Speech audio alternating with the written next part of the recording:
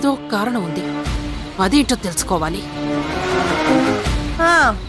ఈ కారణాలు తెలుసుకునే లోపే జీవితకాలం పూర్తయ్యేలా ఉంది. ఆలోచించకుండా అడుగులు వేస్తే బొక్క బొర్లా పడతాం. నన్ను నువ్వు తప్ప లేపడానికి ఎవ్వరూ రారు.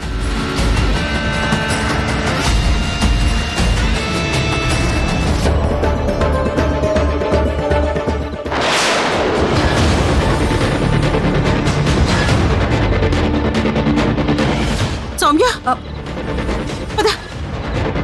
ఎక్కడికి?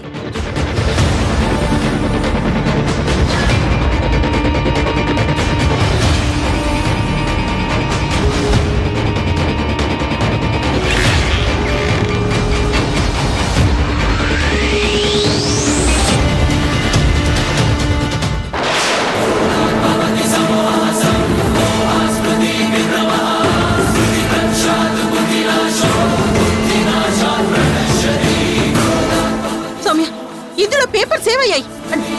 ఏమో నాకేం తెలుసు.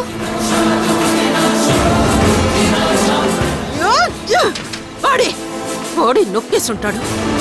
గుణ అన్న మాటల గురించి బాగా ఆలోచించుంటాడు. అది ఇల్యూజన్ కాదు, రియలే అని అర్థం చేసుకొని ఉంటాడు.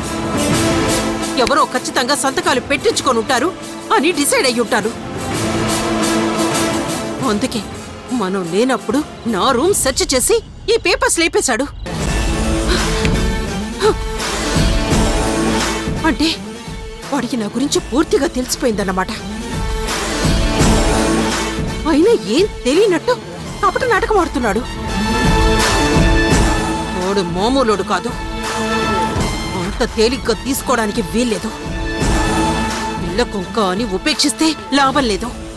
బలంగా, చాలా బలంగా ఈ శక్తి అంటే ఏంటో తెలిసేలా దెబ్బ కొట్టాలి. ఎస్, కొట్టాలి కొట్టాలి.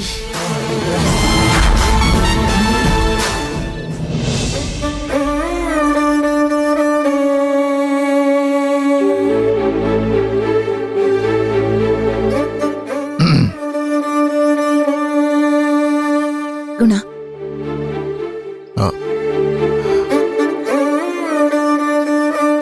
ఏంటి గుణ, నాతో ఏదైనా మాట్లాడాలా? ఎందుకు ఏదో చెప్పాలని వచ్చి అలా దిక్కులు చూస్తున్నావు?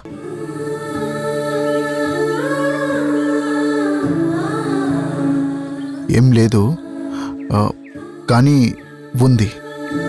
అదేంటి లేదంటూనే ఉంది అంటావు? ఉంది కానీ ఎలా చెప్పాలో అర్థం కావడం లేదు. అర్థమైతే చెప్పు. ఎందుకో ఈ క్షణం నీ వంక సూటిగా చూసి చెప్పలేకపోతున్నాను. కొత్తగా మాట్లాడుతున్నావేంటి గుణ? కొత్త విషయమే. ఏం చెప్పాలని చెప్పి చూస్తున్నావు? ఎందుకు అంతలా తటపటాయిస్తున్నావు? పర్వాలేదు, ఏం చెప్పినా నేనేమనుకోను. చెప్పు, నువ్వు చెప్పాలనుకున్నది అది పర్సనలా లేకపోతే ప్రొఫెషనలా? పర్సనలే. నీ కళ్ళల్లో నీళ్లు చూశాక నాకెందుకో బాధగా అనిపించింది. మనం ఈ మధ్య మా నాన్న కోసం ఆయన మంచి తలచి కలిసి ప్రయాణం చేశాం. విలేజ్ టూర్కి కూడా వెళ్ళాం. నీతో కలిసి నడిచినప్పుడు కానీ, మా నాన్న ఇంట్లో కానీ, ఆ విలేజ్లో కానీ ఏ సందర్భంలోనైనా నిన్ను ఇబ్బంది పెట్టుంటే, నిన్ను బాధ పెట్టేలా ప్రవర్తించుంటే, నీ మనసు కష్టపెట్టుంటే నన్ను క్షమించు జనని. గుణ, నువ్వేనా మాట్లాడుతుంది? నేనే జనని. మనస్ఫూర్తిగా సారీ చెప్తున్నాను. మనం మళ్ళీ ప్రొఫెషనల్గా కలిసి పనిచేద్దాం. కొత్తగా లైఫ్ స్టార్ట్ చేద్దాం అనుకున్నాం. గతం మర్చిపోదామని కూడా డిసైడ్ అయ్యాం కదా. మళ్ళీ నువ్వు గతంలోకి ఎందుకు వెళ్ళావు? అప్పుడు అక్కడ ఇక్కడ అనే జ్ఞాపకాల్లోకి వెళ్లాల్సిన అవసరం ఏమొచ్చింది? గుర్తు చేసుకుని నీకు నువ్వే ఫీల్ అయ్యి నాకు అపాలజీ చెప్పాల్సిన అవసరం ఏమొచ్చింది? ఏమో, ఇందాకే చెప్పాను కదా, నీ కన్నీళ్లు చూసి తట్టుకోలేకపోయాను. పైగా నువ్వేదో గుర్తొచ్చిందిలే అని వెళ్ళేసరికి నా మనసు కలుక్కుమంది. ఆ కన్నీళ్లకు కారణం నేనా అన్న ఆలోచనలోకి వెళ్ళాను. నీకిలా చెప్పకపోతే నా మనసు కుదుట పడేలా లేదు. అందుకే చెప్పాలనిపించింది, చెప్పా.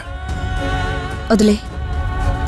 ఈ మధ్య మన ప్రయాణంలో నేను ఏ విషయంలోనూ బాధపడలేదు, ఫీల్ అవ్వలేదు. కొత్త మనంలా మరికొంత మరొకరిలా బ్రతికాం కదా. నువ్వు తలుచుకొని బాధపడాల్సిన అవసరం లేదు. జ్ఞాపకాలకు దూరంగా మనం దగ్గరగా కలిసి ముందుకెళ్దాం.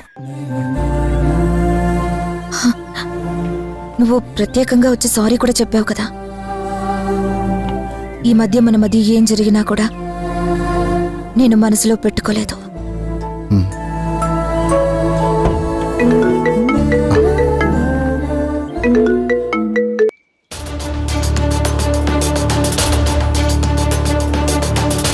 హలో గుణ, ఎక్కడున్నావు? హాస్పిటల్లో ఉన్నా. చెప్పు. జనని గురించి నీకు నిజం చెప్పాలి. అర్జెంటుగా నా దగ్గరకు వస్తావా? ఆ నిజం ఏంటో నీ కళ్ళతో నువ్వే చూద్దువు గాని. ఏం మాట్లాడుతున్నావు? ఏం నిజాలు చూపిస్తావు? ఈ అక్క మీద నమ్మకం ఉంటే అర్జెంటుగా రారా.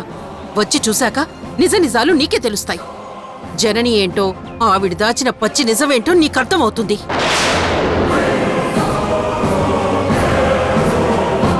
సరే, వస్తాను.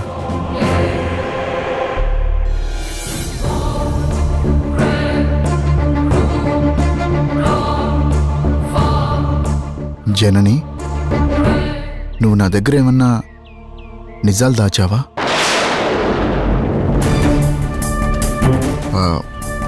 ఫోన్ చేసింది మా అక్క. నీ గురించి ఏవో నిజాలు చూపిస్తాను రమ్మంటుంది. వెళ్ళాలా వద్దా? నిర్భయంగా వెళ్ళు. నిజాలకి భయపడ్ను. అబద్ధాలు దాచాల్సిన అవసరం నాకు లేదు. నా జీవితం తెరిచిన పుస్తకం. దాచిన పేజీ ఏం లేదు, మార్చిన అక్షరమూ లేదు. ఇప్పుడు నువ్వు నాతో ఫ్రాంక్గా చెప్పినందుకు సంతోషంగా ఉంది. వెళ్ళు.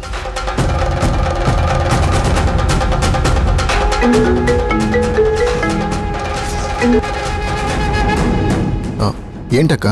బయలుదేరావా లేదా? త్వరగా రా, నీకోసం వెయిట్ చేస్తున్నా. వస్తున్నా.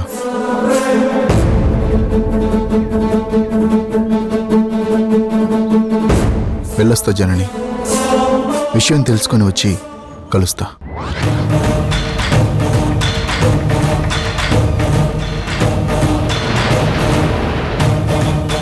ఏం నిజం చూపిస్తుంది? మా అయితే నా పిల్లల్ని చూపిస్తుంది, అంతేగా. కానీ ఆవిడ ఏమైనా దుర్మార్గం తలపెట్టి నా నుంచి నా పిల్లల్ని వేరు చేయాలని చూస్తే మాత్రం ఎవరిని క్షమించను, సహించను, ఉపేక్షించను. నా పిల్లల కోసం నేను ఎంత దూరమైనా వెళ్తాను, ఎంతకైనా తెగిస్తాను.